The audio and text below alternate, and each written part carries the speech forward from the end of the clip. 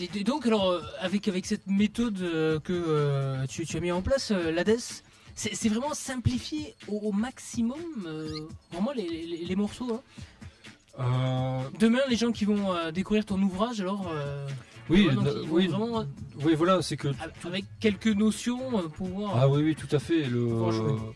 Là, vraiment, tout ce qui est béarnais, c'est clair que c'est vraiment on ne peut plus simple. Et d'ailleurs, c'est ce qui est vraiment génial, c'est qu'avec quelque chose de si simple, arriver à évoquer tant de choses si belles. Moi, je dirais même que j'ai pris des leçons d'humilité et des leçons de simplicité aussi, parce que c'est vrai que quand on est un peu dans le monde du jazz, on a tendance un peu à... Bon, bien que j'ai jamais été dans cette mouvance un peu du bebop, où vraiment on va montrer à quel point on est virtuose, donc on va faire plein de notes pour vraiment épater la galerie et impressionner un public qui n'y connaît rien finalement, parce que les gens ils vont dire oh mon dieu comme il est fort, même si le musicien est en train de faire n'importe quoi, ils vont dire oui il est certainement très fort, j'ai rien compris mais il est certainement très fort.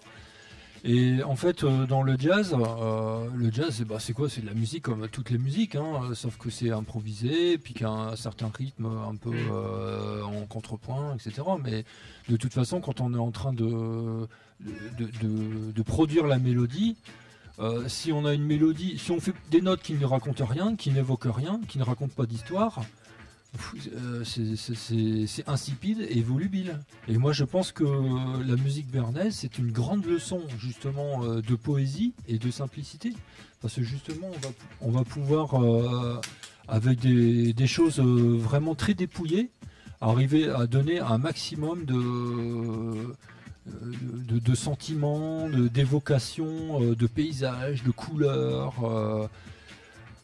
Bon après il y a aussi je dirais l'esprit béarnais, mais ça je dirais que d'une façon générale pour la musique c'est un chapitre qu'on peut mettre à part, qu'on peut en parler après hein, si tu veux. Oui ben on peut évoquer ta rencontre justement avec Jean Abadie. Ouais, bah c'est super, on va pouvoir en parler. Voilà, donc c'est un dialogue alors qui s'est instauré entre vous, un vrai dialogue musical. Ouais, en fait Parce que Jean Abadie il est venu avec tous ses textes, hein, voilà, donc il est venu pour avant tout laisser une trace au départ. C'était ça le but. Hein. Voilà, c'est qu'en fait lui comme tout le monde connaît Jean Abadie qui est le chef de chœur du célèbre groupe de musique traditionnelle Les Chanteurs du Fagé, une carrière. On dit Louhayet Doulourou. Mon Dieu. Qu'est-ce que j'ai dit? Non, t'as dit ça, j'ai un buddy, s'il m'entend parler comme ça, il va m'étrangler la prochaine fois. Et pourtant, j'essaie de faire des progrès sur la langue béarnaise, mais j'ai vraiment du mal. Alors, j'ai un accent trop pointu. Donc voilà, lui, avant que toutes ces chansons se perdent, voilà, il a voulu. Voilà, donc il est venu me voir en fait. Voilà, donc donc il me chante en fait ses compositions. Donc que lui connaît par cœur, et il y connaît par cœur, mais vraiment par cœur. Hein. C'est-à-dire que je vais pas lui écrire autre chose que ce qu'il veut. Donc c'est vraiment quand il me chante une de ses chansons, c'est ça, et c'est certainement pas autre chose. Et d'ailleurs, parfois on croit que c'est bon, et il me revient 15 jours après, il me dit oh mon Dieu, j'ai laissé passer celle-là, ça va pas du tout. Alors on refait tout. Et donc en fait, Et qu'est-ce qu'il a comme support lui? Il a déjà des partitions préécrites ou? Non, voilà, lui il a rien du tout. C'est sur l'oralité juste. Voilà, lui ce n'est que oral. Donc là, en venant me voir, moi je lui fais la transcription, donc ça s'appelle la gravure de musique. Je lui mets en partition les chants, donc de tout ce qu'il me chante.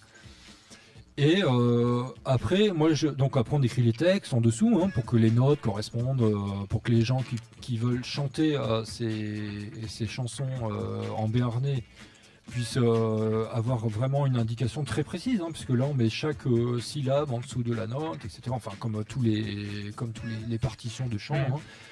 Ensuite, moi je les harmonise comme je fais habituellement pour que ce soit joué à la guitare ou au piano. Et en même temps, tu peux en 2 minutes, pour ceux qui n'étaient pas là avec nous rappeler ce que l'harmonisation?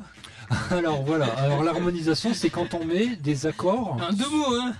Oui, quand on met des accords sur une mélodie, c'est-à-dire des accords, c'est quand on joue simultanément plusieurs notes ensemble. Donc si une guitare va jouer un accord, parce qu'elle joue 5 ou 6 notes en même temps avec les cordes, les 5 ou 6 cordes, donc ça s'appelle un accord. Ou au piano, le pianiste il va jouer Voilà. Donc nous on met des accords, ça permet de souligner, de faire ressortir un peu la mélodie, d'essayer de lui donner le sens qu'elle a au départ et de le souligner, de bien la définir, quoi. Oui, pour ça, il faut quand même que tu aies l'aval de Jean Abadie. Hein. Ah, tout à fait, oui, tout à fait. Donc nous, en fait, si l'harmonisation correspond pas trop à l'idée dont il en avait, mais là pour l'instant, tu modifies. Mais là pour l'instant, on s'est jamais trompé parce qu'à chaque fois que j'ai fait écouter ce qu'on a fait ensemble, il m'a dit ah oui c'est bien, c'est très beau et tout. Il est très content de ce qu'on fait.